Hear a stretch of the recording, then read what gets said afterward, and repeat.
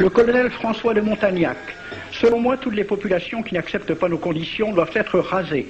Tout doit être pris, saccagé, sans distinction d'âge et de sexe. L'herbe ne doit plus pousser là où l'armée française a mis le pied. Saint-Arnaud, il était commandant et c'était aussi un mari très attentionné. Il écrit à sa femme: « Chère Louise, je suis bivouaqué par une chaleur de 40 degrés au milieu de 20 villages superbes qui ne se sont jamais bien soumis. Je leur ai donné jusqu'à ce soir pour payer les impôts et les amendes que je leur inflige. S'ils ne s'exécutent pas, j'enverrai 3 colonnes brûler tout. » En juin 1845, la tribu des Ouled Riha, chassée de ses douars par les détachements incendiaires du colonel Pélissier, se réfugie dans des grottes de montagne. Ordre du maréchal Bugeaud.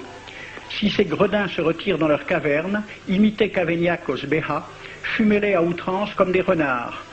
Voici le récit d'un témoin, français bien sûr. Voir au milieu de la nuit, à la faveur de la lune, un corps de troupes françaises occupé à entretenir un feu infernal.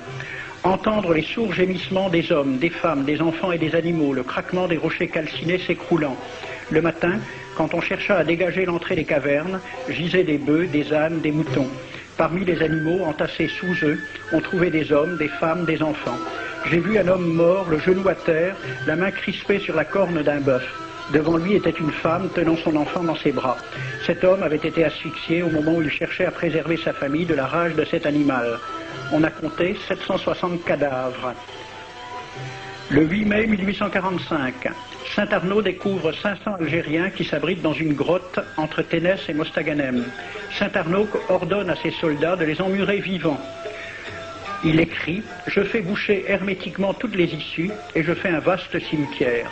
La terre couvrira à jamais les cadavres de ces fanatiques. » C'est à peu près ce qu'ont dit les Allemands en massacrant le village d'Oradour-sur-Glane.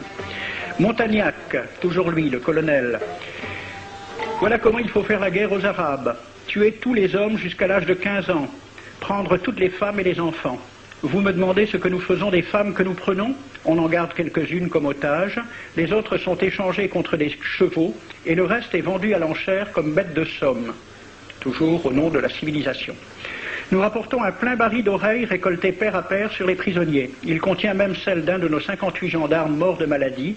2 pièces de 100 sous ne sont pas à dédaigner. Le maréchal Soult, ministre de la guerre, répondant à des questions à la Chambre des députés. En Europe, un tel acte serait horrible et détestable. En Afrique, c'est la guerre même. C'est la guerre même, c'est du moins ce que dit le ministre français, mais en face, voici un décret pris par l'émir des Arabes, l'émir Abdelkader. Tout Arabe qui amènera vivant un soldat français recevra pour récompense la somme de 8 douros. Tout Arabe qui aura un Français en sa possession sera tenu de le bien traiter et de le conduire le plus promptement possible, soit devant le califat, soit devant l'émir lui-même.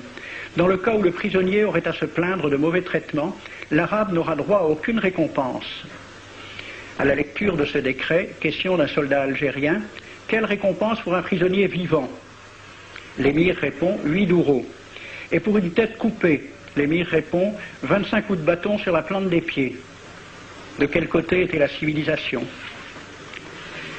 J'ai donc fait ce film avec les citations et des dessins et gravures qui étaient à la Bibliothèque nationale à Paris, et j'ai proposé le film à la Ligue de l'enseignement pour qu'il soit projeté dans les lycées et collèges de France et de Navarre. La Ligue de l'enseignement l'a refusé avec cette appréciation. Quoique très correctement réalisé et basé sur des documents indiscutables, ce film va à l'encontre de toutes les idées qui servent de base à l'enseignement de la pénétration française en Afrique du Nord, ce qui rend sa diffusion impossible. C'était reconnaître que l'enseignement n'avait pas pour but l'éducation, c'est-à-dire l'ouverture vers la réalité, mais l'endoctrinement au service d'une idée politique, ici le colonialisme. L'avion régulier d'Air France a contribué